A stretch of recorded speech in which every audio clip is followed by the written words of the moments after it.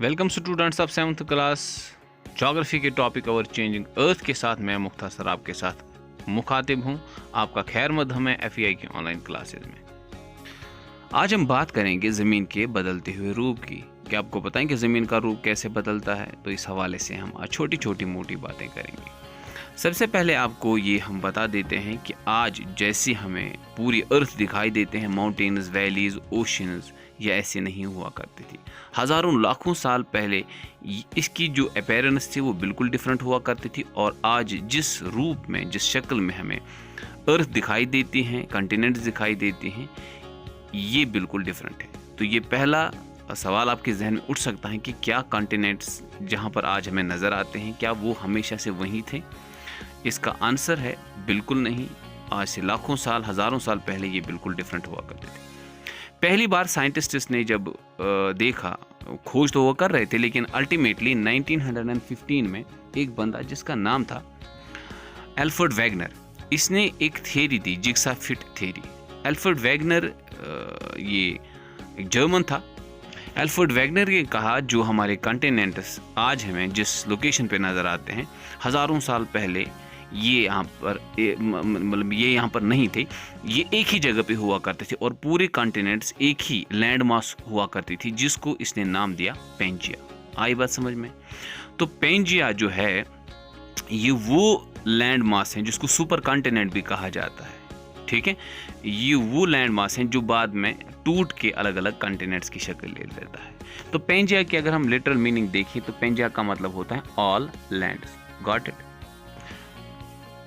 और अल्टीमेटली ये पेंजिया टूट के अलग अलग डायरेक्शंस में जाता है और जो है कॉन्टिनेंट्स की शक्ल ले लेता है, जिनको हम आज north America, south America, Asia, Europe और ऑस्ट्रेलिया और अंटार्कटिका की शक्ल में देखते हैं। अच्छा, फिर ड्रिफ्ट होने के बाद जब ये पेंजिया अलग अलग कॉन्टिनेंट्स की शक्ल ले लेता है, जिनको हम आजकल अच्छी तरह से जानते हैं, इनके बीच में जो समुद्र रह गया उसको हमने अलग अलग ओशंस के नाम दिए। जो लैंड मास के दरमियान जो ये पानी का हिस्सा रहा है, इसको हमने ओशंस का नाम दिया, पैसिफिक ओशन, अटलांटिक ओशन वगैरह। ठीक है, ये आप जानते हैं अच्छी तरह से। इस वीडियो में आप देख सकते हैं ऊपर स्क्रीन पे कि किस तरह से जो है अलग अलग कॉन्टिनेंट्स को हम जोड़ें तो हमें वाकई में ये पता चल जाएगा कि सारे कॉन्टिनेंट्स एक ही जगह पे हुआ कर रहे थे पेंजिया की शक्ल में। फिर ये ड्रिफ्ट होके लाखों साल पहले धीरे धीरे करके अलग अलग कॉन्टिनेंट्स की शक्ल ले लेते हैं। तो इस चीज़ को समझाने के लिए बाद में एक थ्योरी का इस्तेमाल किया गया, जिसको हम थ्योरी ऑफ कॉन्टिनेंटल ड्रिफ्ट बोलते हैं। तो कॉन्टिनेंटल ड्रिफ्ट थ्योरी वैगनर की जो है जिग्सा फिट थ्योरी को सपोर्ट करके ये प्रूव करने की कोशिश करती थी कि वाकई में हमारे कॉन्टिनेंट्स लाखों साल पहले एक ही कॉन्टिनेंट, सुपर कॉन्टिनेंट पेंजिया की शक्ल में हुआ करते थे। अब सवाल ये आता है कि क्यों ये पेंजिया टूट के अलग अलग डायरेक्शंस में जाके अलग अलग कॉन्टिनेंट्स की शक्ल ले लेता है। ठीक है भाई साहब, तो इसको अच्छी तरह से प्रूव किया। मैं फिर से बता देता हूँ, थ्योरी ऑफ प्लेट टेक्टोनिक्स ने। अच्छा सर, अगर हम देखें वीडियो में कि किस तरह से धीरे धीरे करके ये पेंजिया टूट रहा है, ड्रिफ्ट हो रहा है अलग अलग डायरेक्शंस में, क्योंकि ये जो प्रोसेस है ये स्लो है, बहुत स्लो है। एक साल में 2 सेंटीमीटर 4 सेंटीमीटर ही ये ड्रिफ्ट होता था, और अलग अलग होने के बाद जो हिस्से जो टूट के हमारे पास आए, नंबर ऑफ प्लेट्स आए, इन प्लेट्स को हमने नाम दिया लिथोस्फेरिक प्लेट्स, या इनको हम टेक्टोनिक प्लेट्स का भी नाम दे देते हैं। ठीक है बात? टूटने के बाद पेंजिया अलग अलग प्लेट्स में तब्दील हो गए, इनको हम लिथोस्फेरिक प्लेट्स या टेक्टोनिक प्लेट्स का नाम देते हैं।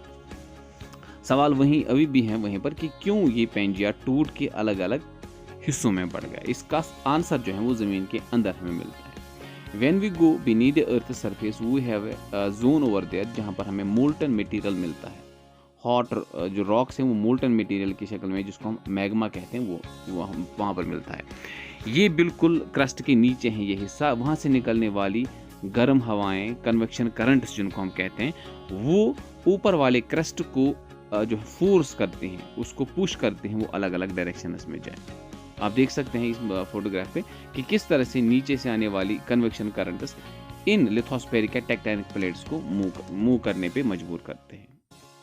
इसका जो है एक प्रूफ हम एक एग्जाम्पल से आपको देते हैं कि क्या वाकई में गर्मी की वजह से जो ज़मीन के अंदर है, जो मोल्टन मटेरियल है, कि वाकई उसकी वजह से जो है हमारी अर्थ की ऊपर वाली अपीयरेंस चेंज होती है। इसके लिए एक एग्जांपल यहाँ पर हम आपको देते हैं। एक गिलास में हम पानी डालते हैं और उस पानी के नीचे हम आग लगा देते हैं, ये समझने के लिए कि मोल्टन मटेरियल क्या वाकई ज़मीन के अंदर से ज़मीन की ऊपर वाली शक्ल बदलता है। आग जलाने के बाद, पानी इसमें डालने के बाद हम इसमें एक फॉयल डालेंगे, एल्यूमिनियम फॉयल रोल करके एक इस तरह से डालेंगे इसमें, जिस तरह से आप इसमें वीडियो में देख रहे हैं। फिर कुछ देर देखेंगे, आप कुछ देर ऑब्जर्व करने के बाद ये महसूस करने लगेंगे कि ये पानी जो गर्म हो रहा है नीचे हीट की वजह से, ये ऊपर की तरफ जाएगा और ऊपर वाला ठंडा पानी नीचे की तरफ आएगा, और इसी के साथ वो फॉयल जो ऊपर हिल रहा था अभी तक, वो भी नीचे आ जाएगा। इस तरह से हमें प्रूफ मिलता है कि मोल्टन मटेरियल से किस तरह से ज़मीन के अंदर से रह के ज़मीन की ऊपर वाली शक्ल वो बदलता है। आई बात समझ में? तो शाबाश। कन्वेक्शन करंट्स जो ज़मीन के अंदर हीट और प्रेशर की वजह से जो है लिथोस्फेरिक प्लेट्स या कॉन्टिनेंटल प्लेट्स को जो है मजबूर करती है चलने के लिए, जिसकी वजह से ज़मीन की अपीयरेंस जो है, जो ऊपर वाली जो शक्ल है, वो बदल जाती है। आई बात समझ में? अच्छा सर, अर्थ मूवमेंट या वो कौन से फोर्सेस बेसिकली हैं जिनकी वजह से ज़मीन की शक्ल बदलती है? इसको हमने दो कैटेगरीज में बांटा है, एंडोजेनिक फोर्सेस और एक्सोजेनिक फोर्सेस। एंडोजेनिक फोर्सेस वो फोर्सेस होते हैं, नाम से ही पता चलता है कि ये वो फोर्सेस हैं जो ज़मीन के अंदर से ऑपरेट करते हैं, लेकिन ज़मीन की बाहर वाली शक्ल बदल जाते हैं। एंडो मीन्स इनसाइड और जेनिक मीन्स ऑरिजिन। आई बात समझ में? तो ये इसकी लिटरल मीनिंग निकलती है एंडोजेनिक फोर्सेस की। ज़मीन के अंदर होते हैं, ज़मीन के अंदर से ऑपरेट करते हैं, लेकिन ज़मीन की बाहर की शक्ल जो है वो बदल जाती है।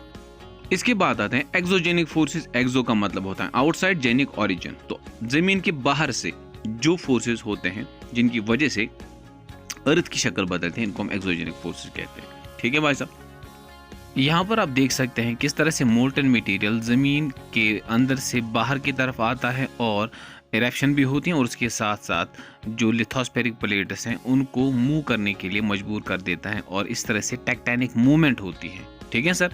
और इस फोर्स को हम एंडोजेनिक फोर्स का नाम देते हैं, और इसकी वजह से ज़बरदस्त ज़मीन के ऊपर चेंजेस आ जाती हैं, और इन चेंजेस की वजह से ज़मीन की जो शक्ल है वो बदल जाती है। तो एक्सोजेनिक फोर्सेस में सबसे पहले आता है सडन फोर्सेस, जल्दी से क्विकली जो फोर्सेस अप्लाई होते हैं ज़मीन के अंदर से, जिनकी वजह से ज़मीन की शक्ल बदलते हैं। इनमें सबसे पहले अर्थक्वेक आता है। अर्थक्वेक के बारे में तो आपको पता होगा, बहुत सारी चीज़ें डैमेज होती हैं, बिल्डिंग्स वगैरह, पहाड़ खत्म हो जाते हैं। इसके बाद वॉल्केनिक करप्शन, ज़मीन के अंदर से मैग्मा बाहर आ जाता है, इसकी वजह से भी ज़मीन की शक्ल बदलती है। लैंडस्लाइड, किसी वजह से लैंडस्लाइड्स होते हैं और उसकी वजह से भी ज़मीन की शक्ल बदलती है। इनको हम सडन फोर्सेस का नाम देते हैं। ओके, इसके बाद आता है डायस्ट्रॉपिक फोर्सेस। बहुत स्लो रफ्तार से जो फोर्सेस ज़मीन की शक्ल बदलते हैं, उनको हम डायस्ट्रॉपिक फोर्सेस कहते हैं। इनकी वजह से माउंटेन्स वगैरह बन जाते हैं। जैसे अगर आपको पता होगा, हमारी जो क्रस्ट है, मोल्टन मटेरियल, जो कि उसमें हाई प्रेशर और हीट होता है, कन्वेक्शन करंट्स वहाँ पैदा होती हैं, जिसकी वजह से ये मैग्मा बाहर आने की कोशिश करता है, और बाहर आने की चक्कर में ये क्रस्ट को जो है मूव करने पे मजबूर कर देता है, और ये मूवमेंट बहुत स्लो होती है, जिसकी वजह से जो है बेंडिंग ऑफ रॉक्स होता है, यानी कि क्रस्ट बेंड होता है या ब्रेकिंग डाउन ऑफ रॉक्स होता है। और जब बेंडिंग होते हैं तो माउंटेन्स बन जाते हैं, और इसी तरह से ब्रेकिंग ऑफ रॉक्स में भी जो है वो ट्रेंच वगैरह बन जाते हैं। अब ये जो मूवमेंट ऑफ क्रस्ट है, ये दो तरीके की होती है। ठीक है, हॉरिजॉन्टल और वर्टिकल। हॉरिजॉन्टल में जो है ज़मीन या तो ऊपर की तरफ चला जाता है या तो नीचे की तरफ चला जाता है। अपवर्ड मूवमेंट होगी तो माउंटेन्स बनेंगे, और नीचे की तरफ बन जाएगा तो वहाँ पर वैलीज बन जाते हैं। ठीक है, और जब अपलिफ्ट मूवमेंट होता है अर्थ का, तो वहाँ पर माउंटेन्स बन जाते हैं। यहाँ पर आप देख सकते हैं कि किस तरह से दो क्रस्ट्स आपस में मिलने के बाद माउंटेन्स की शक्ल ले लेते हैं। ओके सर जी, इसके बाद हम बात करेंगे एक्सोजेनिक फोर्सेस। एक्सोजेनिक फोर्सेस ज़मीन के ऊपर रह के ज़मीन की ऊपर वाली शक्ल बदलते हैं। इसमें वेदरिंग, इरोजन और डिपोजिशन आएगा।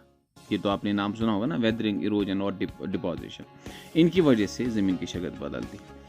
जब हम ज़मीन के ऊपर देखते हैं, हमारे पास कुछ एजेंट्स रहते हैं। जैसे अगर हम वेदरिंग की बात करें, disintegration and decomposition of rock, weather की वजह से, बारिश या बाकी सारी चीज़ों की वजह से जब रॉक्स टूटती हैं, उस प्रोसेस को हम वेदरिंग बोलते हैं।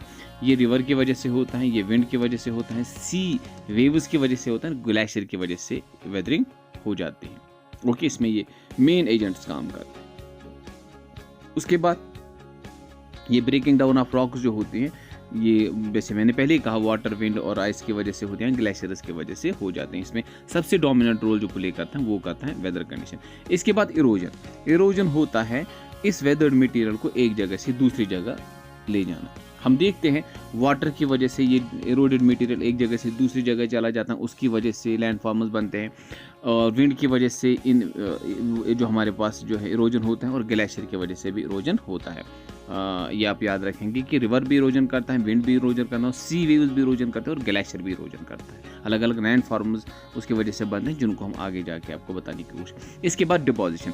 बेसिकली वेदरिंग और इरोजन का जो आउटकम है वो होता है डिपोजिशन बाद में, क्योंकि इन से हासिल होने वाला मटेरियल रिवर और विंड की वजह से जो है वो डिपॉजिट होता है कहीं पर, और डिपॉजिट होने के बाद वो अलग अलग लैंडफॉर्म्स की शक्ल ले लेते हैं, जिसकी वजह से ज़मीन की शक्ल बदलते हैं। मिसाल के तौर पर अगर हम देखें सैंड ड्यून्स, विंड की वजह से सैंड एक जगह से इरोड होकर दूसरी जगह डिपॉजिट होती है, तो वो रेत के टीले जो बनते हैं वहाँ पर, उनको हम सैंड ड्यून्स बोलते हैं। ये डेजर्ट रीजन्स में देखने को मिलता है हमें। आई बात समझिए।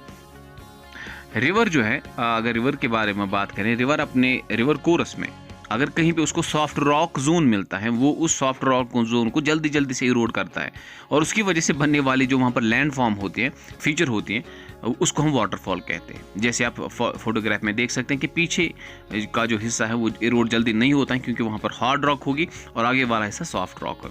इसी तरह से जो रिवर कोरस होता है, रिवर कोरस में रिवर जो है इरोजन और डिपोजिशन करता रहता है, जिसकी वजह से वहाँ पर वो सांप जैसा पैटर्न बन जाता है, जिसको हम मींडरिंग कहते हैं, या मींडर्स उनको कहा जाता है। और कभी कभी कोई मींडर कट जाता है मेन रिवर से, और वहाँ पर एक वाटर बॉडी बन जाते हैं, जिसको हम ऑक्सबो लेक कहते हैं। और इसी तरह से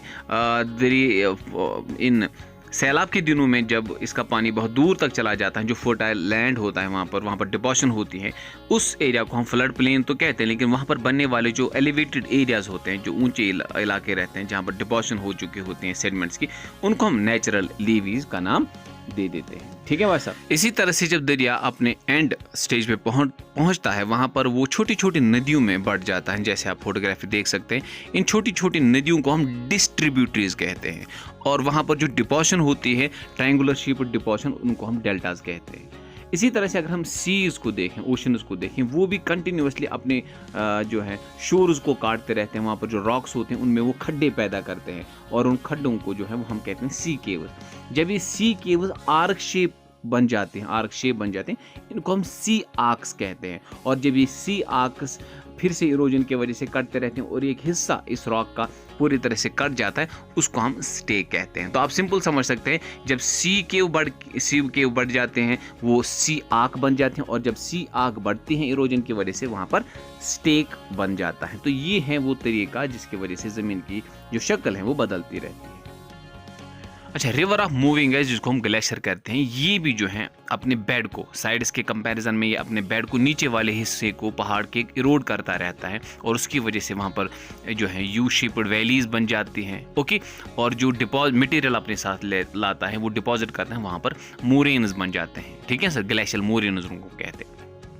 इसी तरह से अगर हम विंड को देखें, जो डेजर्ट्स में चलते हैं, wind horizontal movement of air को कहते हैं। ये जब चलती हैं बहुत तेज़ रफ्तारी से, तो ये सैंड को अपने साथ उठाती हैं, और जो ही इसकी स्पीड कम हो जाती है, ये सैंड को डिपॉजिट करती हैं। तो डिपॉजिट होने के बाद वहाँ पर जो रेत के टेले बनते हैं, उनको हम सैंड ड्यून्स कहते हैं। आई बात समझ में। अब ये सैंड ड्यून्स जो हैं, ये अलग अलग शेप के होते हैं। अगर सिंपल होगा तो उसको हम सैंड ड्यून कहेंगे।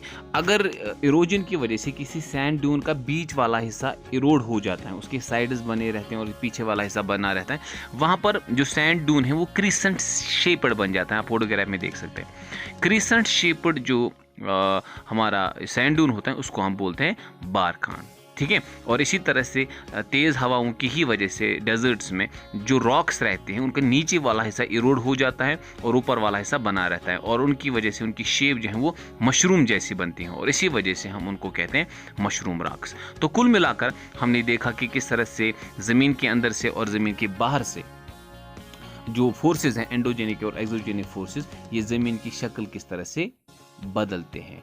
तो this was all about this very topic. उम्मीद है कि आपने इस वीडियो को अच्छी तरह से समझ लिया होगा। अगले वीडियो तक के आप हमें इजाज़त दीजिए। अल्लाह हाफ़िज़।